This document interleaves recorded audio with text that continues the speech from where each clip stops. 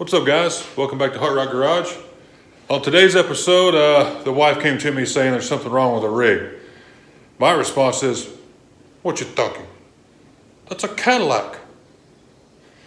Evidently I'm wrong though. Even the luxury editions have all kinds of the same problems as the others. I mean, imagine that, would you?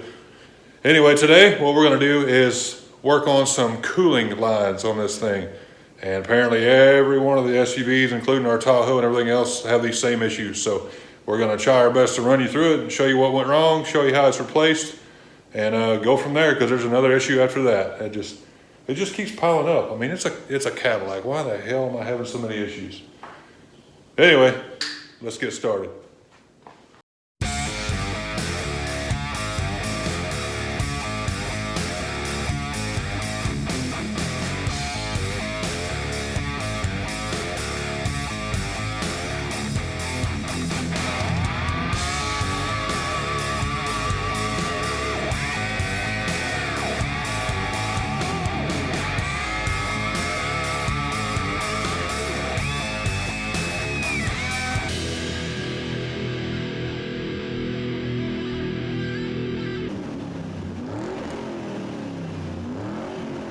Okay, so what we have is a 2009 Cadillac ESV. It has the 6.2 liter Vortec. It's the monster. Really nice car. Just the typical cheap crap that they put on them coming apart, which they're all notorious for. Pretty ridiculous. But anyway, we're gonna go ahead and dive into that. And then on a different episode, we've got on a future episode, we're gonna go ahead and diagnose a trouble code that it's got on the engine. Pretty simple deal. But today we're gonna start with this. I need some better lighting. Okay, we got some footage of us on the side of the road rigging this thing up. We'll add that to this video. But what I did was I just went ahead and cut off the heater core lines, because this one here broke completely off from the crimp. They all do it evidently. The Tahoe we have has been replaced as well. And it is a pain because it's right up against the firewall here. And if you got big old paws like me, you can't get in there. There's a certain little tool that it takes. So we're gonna run through that today and get all these replaced properly. Damn, that thing's still hot. I got everything we need to replace it all. So we'll go ahead and run through that. Okay, so here's the hose with the Y pipe. This goes down off your water pump and you come up towards your and tie in going to the heater core. This is the other line here. They've all got these goofy crimps on them. I'll get it out of the package and show you. And dang it, everything fell on the ground. What in the hell? The guys at O'Reilly's weren't quite sure. They said it's color coded, but they gave me both just in case, because there's a slight difference, as you can see, in the angle of the part of the T. So I took both and I returned the one that doesn't fit. Anyway, got to go through all this crap. It is hotter than the devil's wood burning stove in here, and it's stuffy. I'm gonna turn a fan on. Hopefully it doesn't make too much noise, and we'll go ahead and get started on these parts here. A light on there, guys. Here's the culprit. It broke right there on the crimp, conveniently. And you have to get that little, dang it, I'm shaking like crazy, sorry. We get to a more stable spot.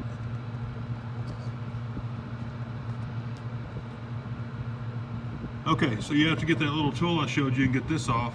You can do it with your fingers sometimes, but it just wasn't working for me. You gotta get that one, and then there's this one here, and then the one in the very back. Tough to see, very back right there. I ended up just cutting this one because I knew I had to replace it all anyway. And we'll have to go down in here, replace it on the rest of the pump. I'm gonna start finagling around trying to get this sumbitch right here off. Don't judge until you've been there. You wanna tell them why we're here? Huh? No. Well, zoom on in here and I'll let them know.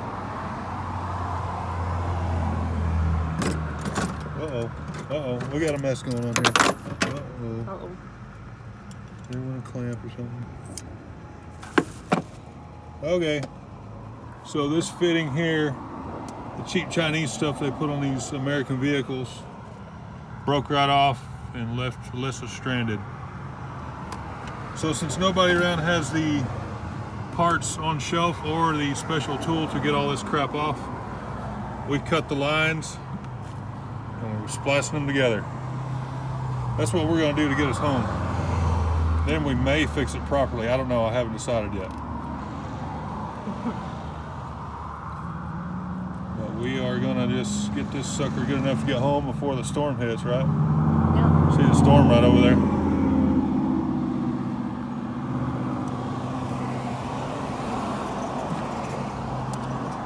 I have no idea what fell down there either.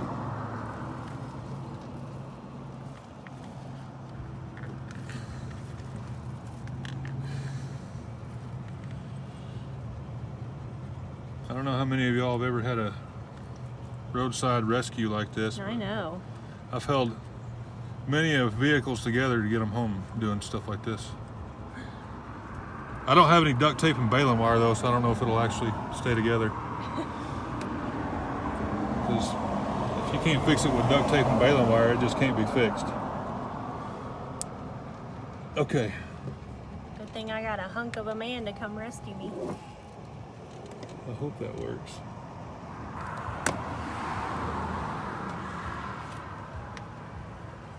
Now the key here is to spill half of it so you can actually use it. It's only $47 a gallon.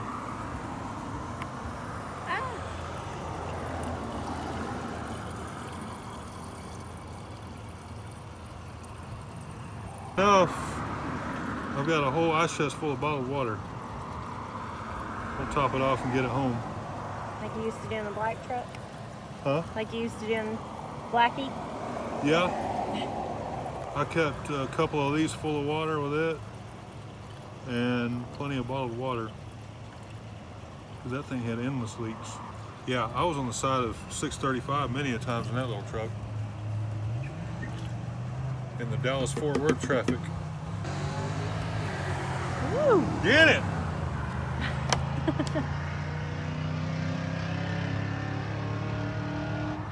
Hear that? Yeah. Something funny. Right up there is where I blew the tire on my car hauler years ago. Go ahead and fire it up. Let's see if it leaks. Did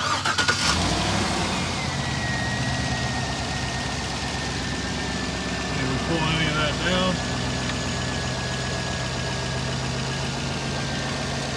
Level's staying decent. Pulled quite a bit down. Let's add bottle number 4.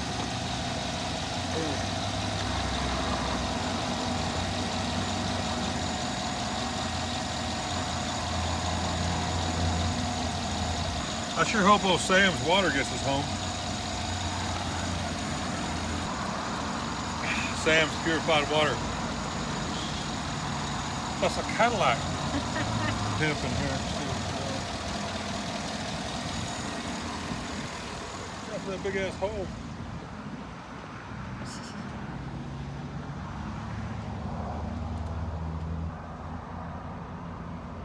$13 miles a gallon. Trans temp good. We can edit out whatever. I think we'll go ahead and run it. There it goes.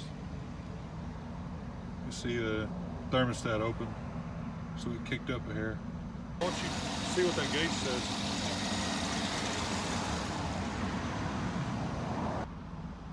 Almost halfway. Almost half. About halfway. That's good. So that means it's running about 200, 210 right now. The engine was scalding hot. Like if you just pulled over and it's scalding hot, don't throw ice cold water in it. That's the quickest way to crack an aluminum head I've ever seen. There's the culprit that broke. Got to get that clip right there off first, and then there's another one right behind it.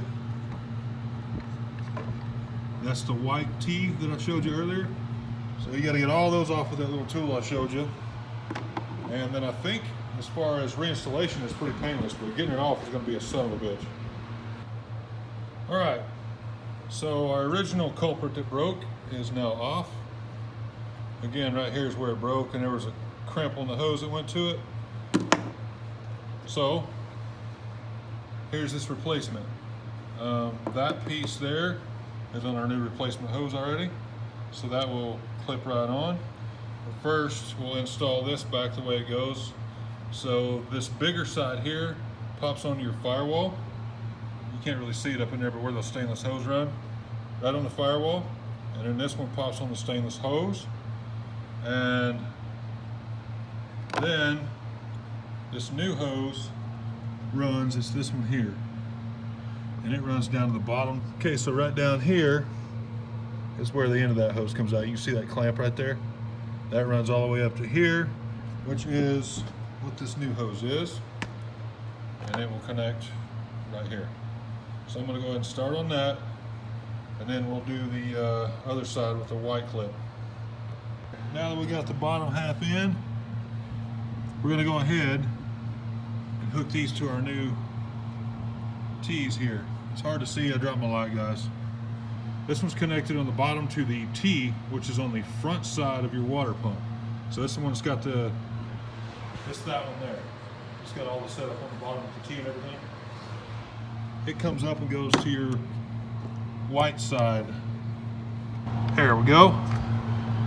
Heard her click, and then the same thing. This one goes on the back side of your water pump, and it's just gonna do the same thing. This one's gonna clip to your black one. It's right next to it. I know this lighting's terrible, guys, sorry, but I gotta get this done, and I keep dropping lights and all that jazz.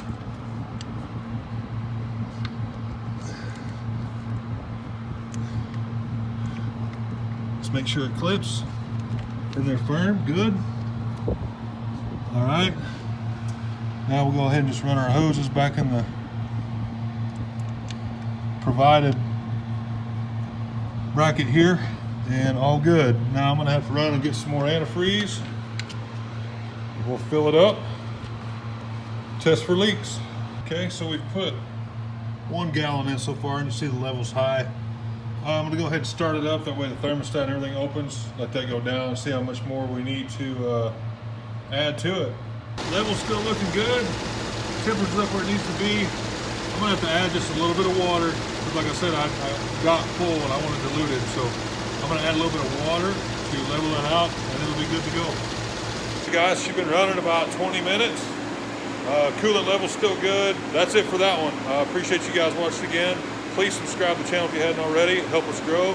We're having a good time. Thanks to everybody who's been supporting us, and we'll see you next time.